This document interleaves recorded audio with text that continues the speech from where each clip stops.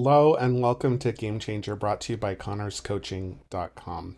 If you like what we bring, just take a moment to log into YouTube, like and subscribe to our content. Leave a comment after the end of this video, and that will really help us grow. We'd be really grateful for it. Together, we create an inspired community that shares topics about coaching, positive mindset, personal development, and more. We go live every Wednesday at 3:30 p.m. Pacific Standard Time, and guests join on the second and fourth Wednesdays of each month. Although we did take off last week because of the Thanksgiving holiday. And speaking of Thanksgiving, this is the topic of today. It's gratitude.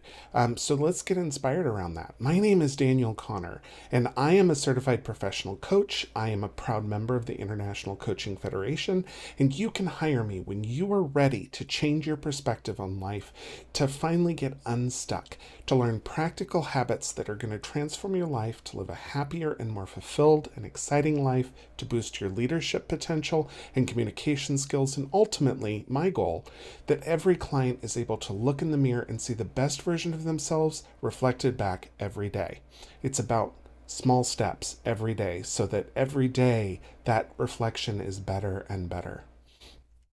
So let's talk about gratitude. So happy belated Thanksgiving. Here in the US, the fourth Thursday of November, we celebrate Thanksgiving. It's a day that we devote to giving back thanks. And there's a history and a tradition that's associated with Thanksgiving, and not all of it is. There's some cultural stuff going on there, right? But the symbolism of the holiday is thankfulness. It is gratitude. It is thankfulness for the harvest, for the food, for the abundance that we have. And it is wonderful. I am so grateful that we have that day. And other cultures, other countries have days that they also celebrate thankfulness. I know Canada has a Thanksgiving. I know that other holidays kind of take up that symbolism. I know Christmas kind of takes up that symbolism for a lot of countries. And to an extent, it also takes up that here, but it's really about giving gratitude towards a loved one or someone that you know. But in my opinion, given what I know about the science of gratitude, what I've learned, what I believe to be true, one day and one season is just not enough. It's not enough, and gratitude really needs to take some special attention in our lives. We need to really dig in and find that gratitude in our lives. And I want to talk all about it today. I spent some time refamiliarizing myself with gratitude. Before I do these shows, I like to go out and see what other people have talked about. I watch some TED Talks from positive psychologists. I watch podcasts from positive psychologists, a professor from Stanford, who I'll talk about later today, has a really amazing, long, in-depth, very scientific and very heady talk. My goal is to make this very accessible and very down to earth. I'm not going to be citing directly the resources, but I did list a bunch of the studies that both his work, the TED Talks that I referenced, as well as the scientific studies that I personally have read, in the description for this video. So if you are curious, those are really great search terms to put into Google. You should be able to find the articles written in scientific journals or websites that have more information, if that is something that you want to do. But let's talk about gratitude, because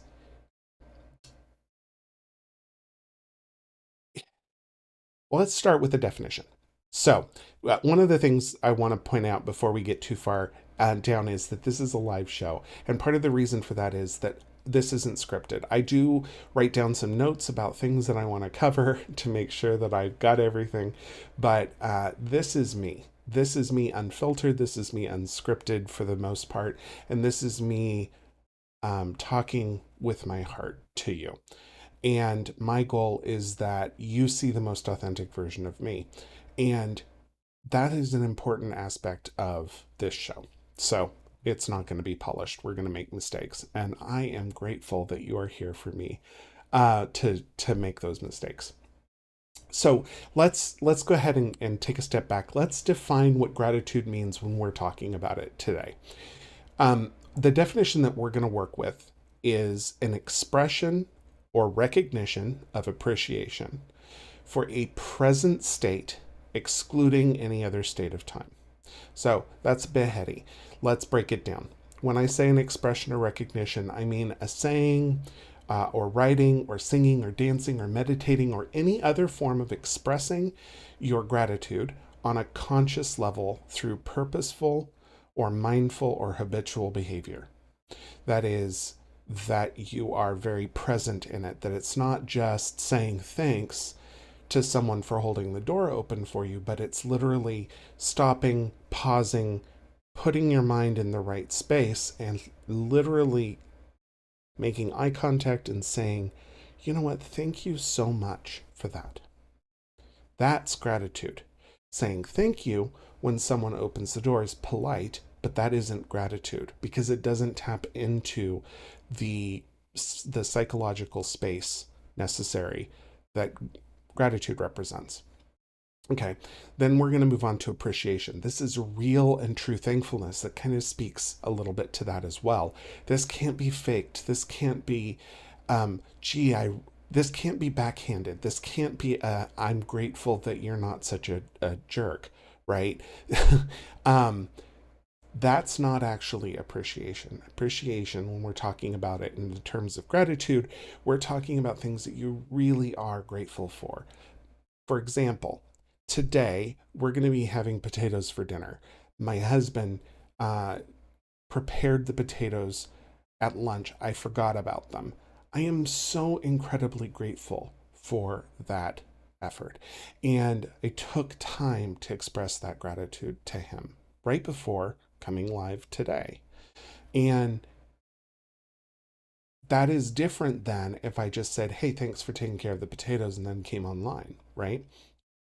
At least I hope it is. I hope it came across that way. It felt that way for me, and that's part of it. And we will be talking about the two halves of gratitude, both giving gratitude and receiving gratitude, because both have psychological benefits. And next, we're going to talk about the present state. So present state is very important in coaching. When we're in this kind of gets down to philosophy, right? Lao Tzu, my favorite quote ever, is that if you're living in the past, you're depressed. If you're anxious, you're living in the future. But if you're at peace, you're living in the present. If you think about that, that makes perfect sense. That if you feel depressed, it's because you are thinking about either happier times or sadness from your past that you're dragging along with you. If you're feeling anxious, it's about things that are outside of your control, and the future represents a whole lot that's outside of your control. But if you're at peace, the past and the future are both trapped behind walls, and you are living in the present moment. And just think about how peaceful that would be if you had that mentality all of your life. You still took care of all the issues so that your future was taken care of. You still dealt with all of the trauma and drama from your past, right? But you were able to stay focused on the present and not feel the trauma and drama in terms of depression, and not feel that anxiety from the future. So when we're talking about present, we're talking about something that you're grateful for right now, not something that you're grateful for that happened to you in the past, or something that you're grateful for now in comparison with the past. I'm not thankful to Chris, for example, that he made the potatoes today because he didn't make them last week. That wouldn't be actual real gratitude. That wouldn't be actual appreciation. So that's what I'm talking about when I'm saying that it's in a present state excluding of any other state of time. Okay. So we're talking about an expression or recognition of appreciation for a present state that's excluding any other state of time. And gratitude that is connected to that past, that's long gone, right? That isn't your current state of being. Your mind lives in the present. It focuses a lot on the past or it dwells in the past, but it's really living in the present. So the more present we are with our gratitude, the more real that gratitude is and the more beneficial a practice of gratitude becomes. Now, let's talk about the science of gratitude. What are some of the benefits? What are some of the changes that you can expect if you do start practicing a bit more gratitude on a conscious and purposeful level? And we will talk about what a practice of gratitude looks like later. So, let's start with the psychological benefits. The psychological benefits studied by neuroscientists and positive psychologists from 2000, well, 1968 is the very first study where they talked about gift giving. But from 2004 all the way up through 2021, there's a fantastic study in 2021 that we're going to talk about here in a second.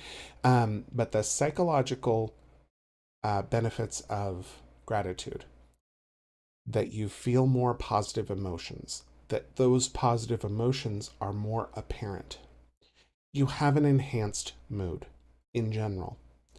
You shift long term impacts of past trauma. Just think about that. If you experience past trauma, if you had those depressing moments in the past that keep following you around, having an attitude of gratitude helps you let go of some of that baggage, helps lighten that load. I know a lot of people could really use that help. But here's the kicker: an attitude of gratitude also has been scientifically shown to improve your resilience in overcoming future trauma and future crisis.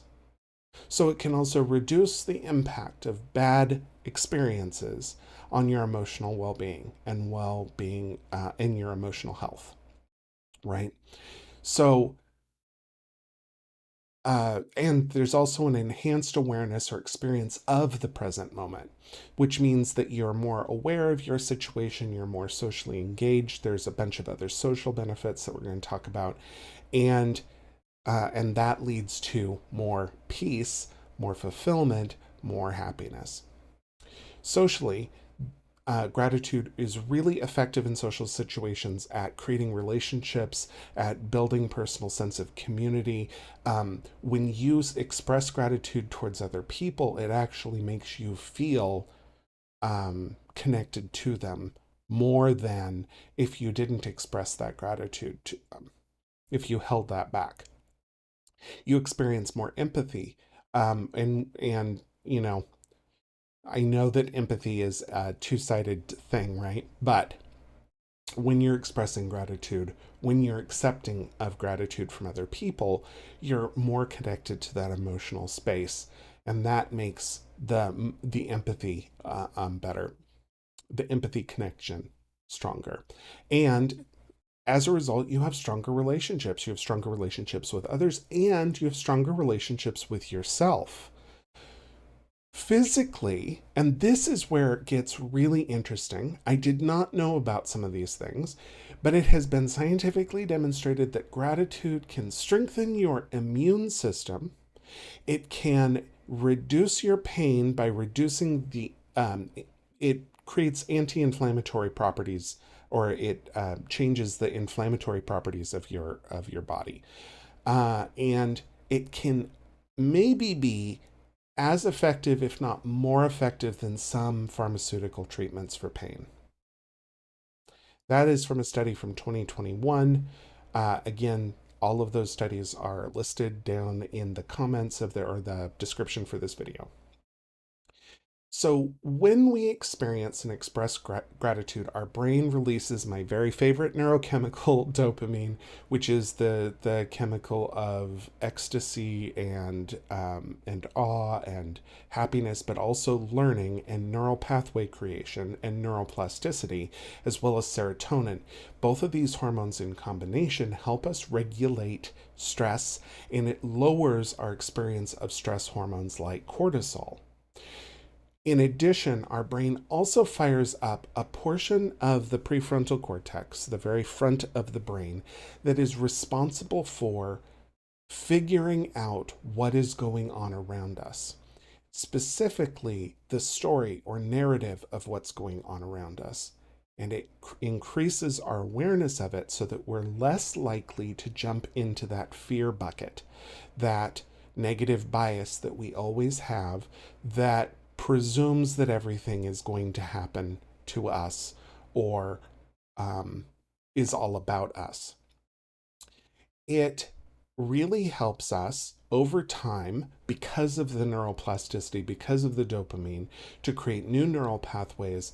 And with an actual habit, with an actual kind of a gratitude, an adoption of this gratitude habit, to restructure your mind to think less negatively overall, to become more optimistic, to experience more fulfilling life, to get better over time, to improve those neural pathways, and to make gratitude easier, as well as to improve the way that you experience life in general and how aware of all the positive things you are in your life, rather than focusing on the negative, rather than closing your vision or your gaze. If you work with me as a coach, we'll talk about that vision or that gaze.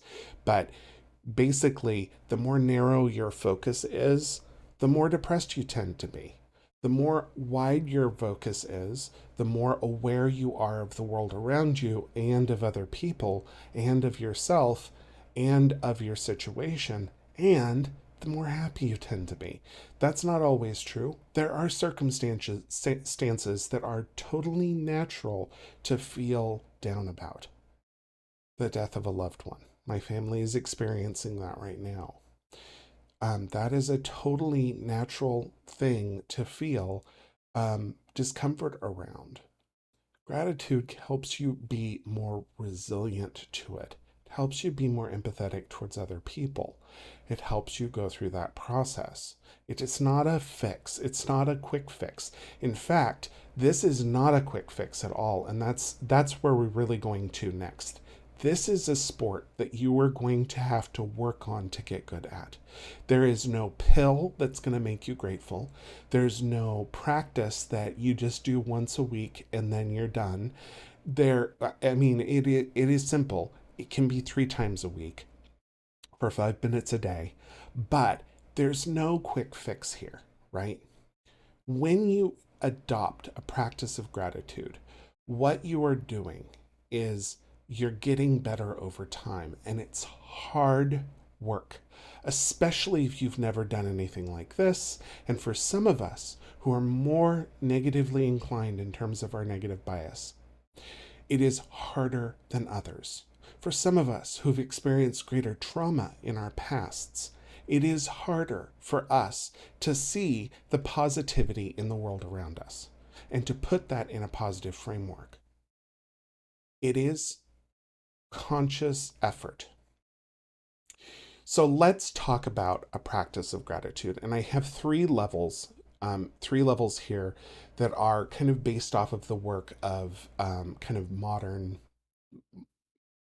coaches um, like me, like the Gratitude Journal. We're going to talk about that, um, and other people in the positive psychology field. And this is where I want to talk about one of those podcasts that I talked about that I watched today. There's a man named Andrew Huberman. It's Huberman, and he is a professor, I believe, either at Stanford or Berkeley. I think it's Stanford, and he is a professor of positive psychology. And he talks about this. In fact, he had a podcast last year for Thanksgiving about gratitude that is phenomenal. It is just packed full of information, really amazing information. And I highly encourage, if you're interested in this topic, that you go look um, at his podcast. It's on YouTube. I'll try to find it again and link it in the description. It shouldn't be too hard. So I'm not going to put it in the description. I'll put it in the comments. I'll pin it to the comments. But one of his, I'm going to share kind of his ultimate gratitude practice. I'm going to summarize it for you, but he goes into greater depth as to what that looks like. But he talks a little bit about how story plays into gratitude.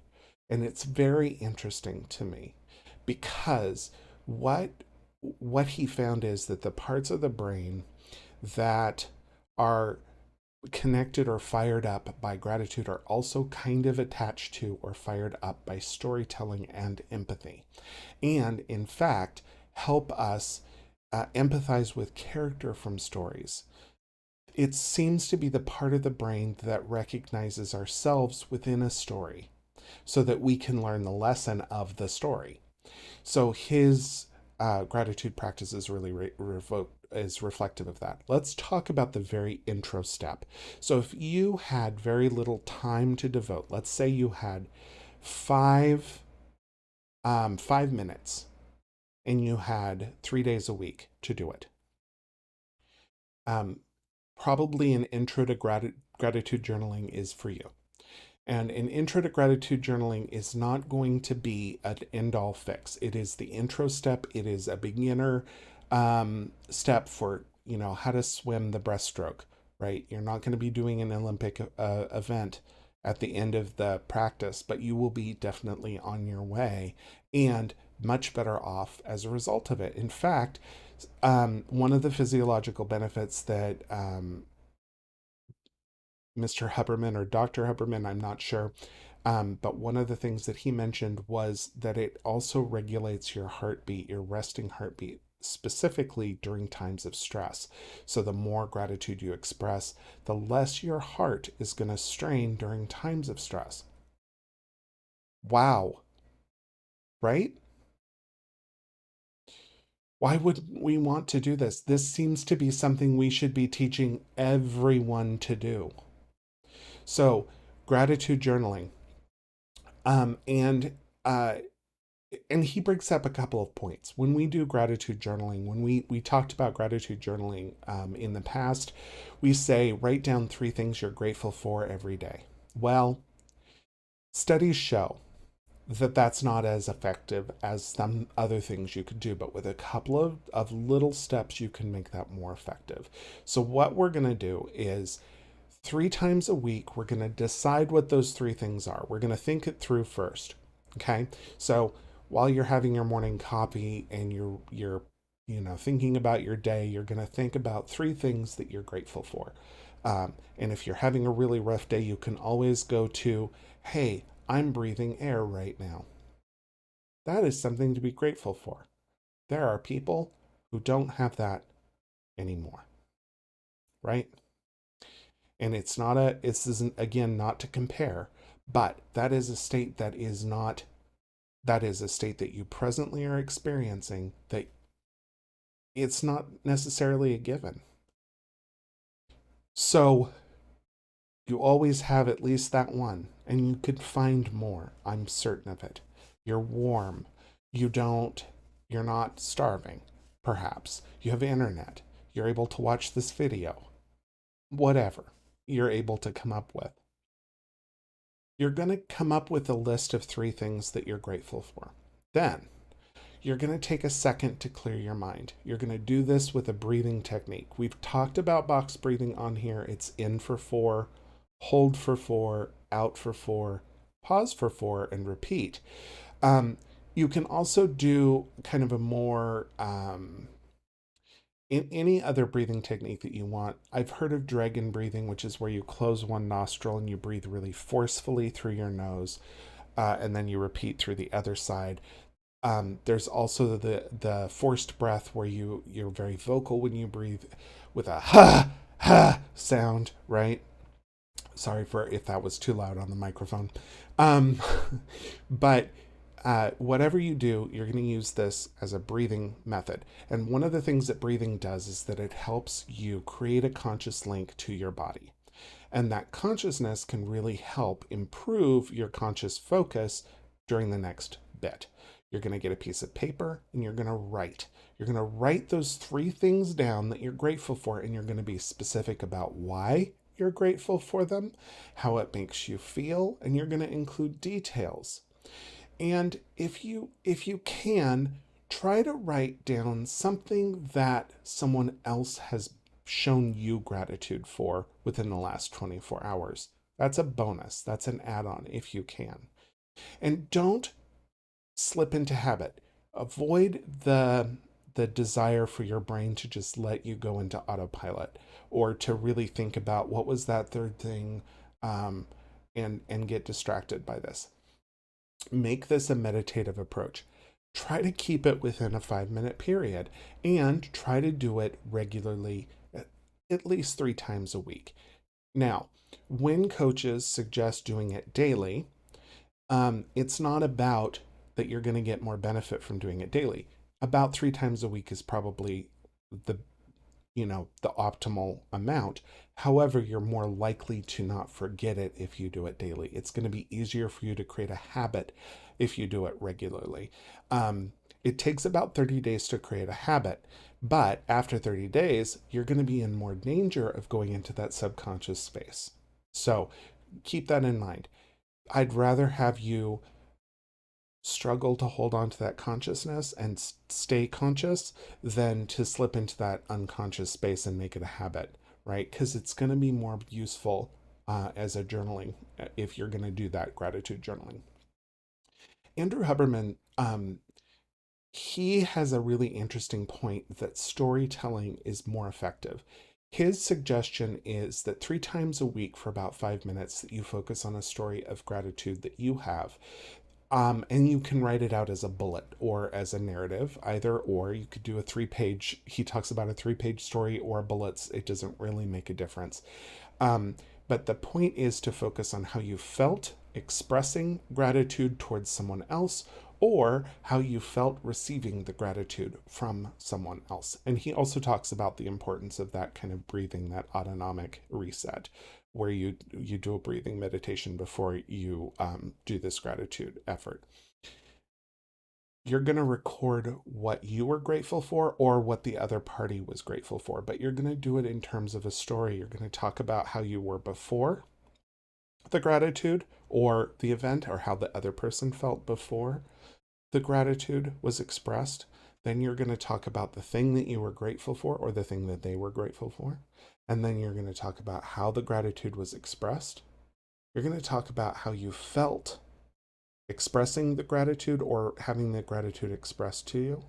And then you're going to talk about the impact of that gratitude. What did it do for you?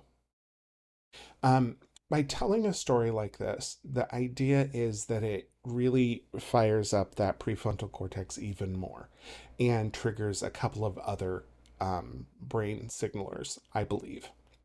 That's my theory there.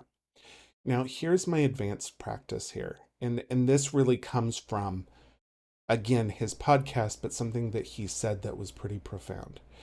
And it has to do with that 2021 study.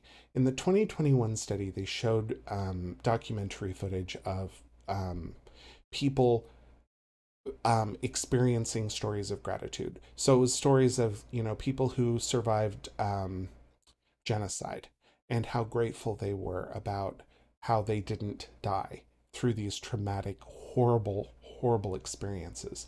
And through this storytelling medium, they were very documentary focused, and there was a story arc, right? Through that storytelling medium, they were measuring the MRI of the people that were experiencing this, and they saw a dramatic lowering of specific chemicals in the brain that mark anti-inflammatory properties of the body. That basically the patients that were watching these videos of people experiencing and expressing gratitude We're experiencing less pain overall as a result of watching or witnessing that gratitude being expressed. The best gift that you can give someone else is to express gratitude to them through story, through letter writing. And so my high-end practice here is to find a gratitude partner, someone that you trust, that you know very well, that you're not afraid to share this practice with, and who you're grateful for and who agrees to do this practice with you. And that is a big ask, right? And when you do it, you're going to, talk about the practice. Then you're going to independently, separately write a letter about your gratitude for that individual. You're going to be thorough and you're going to be vulnerable about how grateful you are for what they did for you, what they represent for you, what they mean to you in the present, what they represent for you on a daily basis, who they are in your life, etc. And then you're going to schedule time where one of you reads that letter out loud to the other person. And at the end of that process, you're going to give that letter to them. And then at another point, you're going to schedule more time in private where they're going to repeat that process with their letter, reading it to you and giving you their letter. In theory, this should have a dramatic effect on your experience of gratitude. And then you would repeat that with another person down the road. That is my very own suggestion. I don't think that anyone else has suggested that out there before. I don't know how that will work. I would love to hear from someone who tries that with someone. I'm going to try that with my husband if he's willing. He doesn't know I'm going to do that, but I'm gonna ask him after this. And I would really like to hear back from you if you do put this into practice, because gratitude is something that we need to work on as a culture, not just because of the benefits it's going to have for us, but just think for just a second. If you could reduce someone else's actual physical pain by simply telling them how grateful you are that they exist, don't you owe it to the world to do that? I want to thank you so much for being here and watching me as I talk a little bit ad nauseum about gratitude. It's 4 minutes over my time, but since you stuck around this long, I would be really grateful if you would take a second to log in to YouTube, to subscribe to our channel, to like the video, and to leave a comment about what inspired you the most about this content. And come back in a couple of weeks and share your stories of gratitude journaling and of gratitude practicing. If you do take up that advanced practice of a gratitude partner, I'd love to hear about that. And if you don't feel comfortable doing that in a public forum, you can always email me. My email is on my website at connorscoaching.com. And I would love to hear those stories. That would be very meaningful to me, and I'd be very grateful. Thank you. Next week, we will be back, and we are going to be talking about, I did not write this down. We are going to be talking about self-care. So we're going to be talking about self-care and the difference between a spa day and actual self-care. What that looks like, and why you need to take care of yourself, but simply calling it self-care isn't enough. It needs to be meaningful. So I will see you then, and until then, I wish you the very best. I'll see you then. Bye.